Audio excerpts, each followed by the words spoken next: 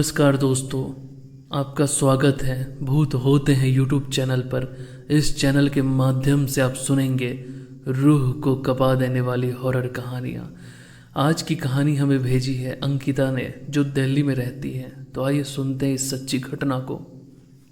राहुल एक साधारण परिवार का लड़का था जो दिल्ली के एक छोटे से इलाके में अपने माता पिता और बहन के साथ रहता था। वह पढ़ाई में होशियार और खेल कूद में भी आगे रहता था। परिवार का छोटा बेटा होने के नाते उसे बहुत स्नेह मिलता था, परंतु उसकी चाची हमेशा उससे ईर्ष्या करती थी। उसके चाचा और चाची की आर्थिक स्थिति अच्छी नहीं थी और वे हमेशा राहुल के परिवार से पैसे की मदद की उम्मीद करते रहते थे।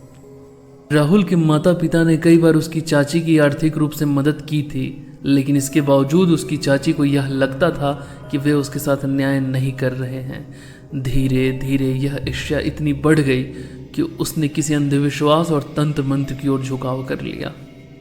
राहुल की चाची ने एक तांत्रिक के संपर्क में आकर मसान साधना की शुरुआत की। मसान साधना एक अत्यंत खतरनाक और दुर्भावनापूर्ण प्रक्रिया है जिसमें शवों और उनकी आत्माओं का इस्तेमाल किया जाता है। ऐसा माना जाता है कि साधना के माध्यम से किसी भी व्यक्ति को मानसिक और शारीरिक रूप से नुकसान पहुंचाया जा सकता है और उसकी जान तक ली जा सकती है।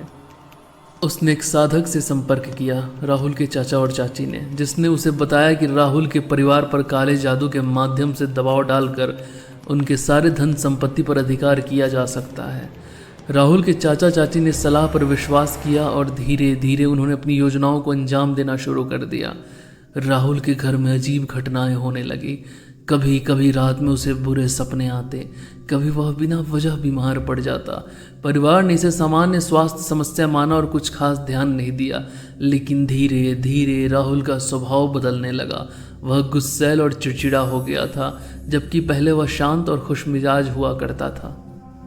दिन अचानक राहुल बहुत गंभीर रूप से बीमार हो गया। उसे बुखार, उल्टियाँ और घबराहट होने लगी। परिवार उसे कई डॉक्टरों के पास ले गया, लेकिन कोई भी उसकी बीमारी का कारण नहीं समझ पा रहा था। एक समय ऐसा आया जब राहुल के शरीर ने जवाब देना बंद कर दिया और कुछ ही दिनों में उसकी मृत्यु हो गई।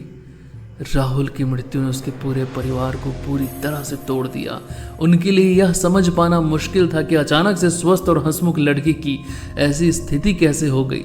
जब डॉक्टरों से कोई ठोस जवाब नहीं मिला, तब परिवार ने यह मानना शुरू किया कि यह किसी बाहरी शक्ति का काम हो सकता है। राहुल की मौत के कुछ महीनों बाद परिवार ने एक तांत्रिक से संपर्क किया, जो उन्हें काले जादू और मसान साधना के बारे में जानकारियां देने लगा। तांत्रिक ने बताया कि किसी ने राहुल के खिलाफ काले जादू का प्रयोग किया था, जिससे उसकी मानसिक और शारीरिक स्थिति कमजोर हो गई थी और अंततः उसकी मृत्यु हो गई। कुछ दिनों बाद राहुल की बहन ने अपनी चाची के व्यवहार में अजीब बदलाव देखे। उसने देखा कि चाची अक्सर किसी साधक से मिलने जाती है और घर में अजीब सी तांत्रिक क्रियाएं करती है। राहुल की बहन ने जब यह बात अपने माता पिता को बताई तो उन्हें शक हुआ और उन्होंने चाची के बारे में जानकारी जुटानी शुरू की। जांच के दौरान यह खुलासा हुआ कि राहुल की चाची ने तांत्रिक से मिलकर मसान साधना के जरिए राहुल को मारने की योजना बनाई थी। उसने अपने परिवार की आर्थिक स्थिति को बेहतर बनाने के लिए यह भयानक कदम उठाया था, ताकि वह राहुल के माता पिता की संपत्ति और धन पर कब्जा कर सके। राहुल के माता पिता ने इस मामले की शिकायत पुलिस में दर्ज कराई। पुलिस ने जांच शुरू की और राहुल की चाची और उस तांत्रिक को गिरफ्तार किया। पूछताछ के दौरान चाची ने अपना अपराध कबूल किया और बताया कि उसने तांत्रिक के कहने पर मसान साधना की थी, जिसके कारण राहुल की जान गई।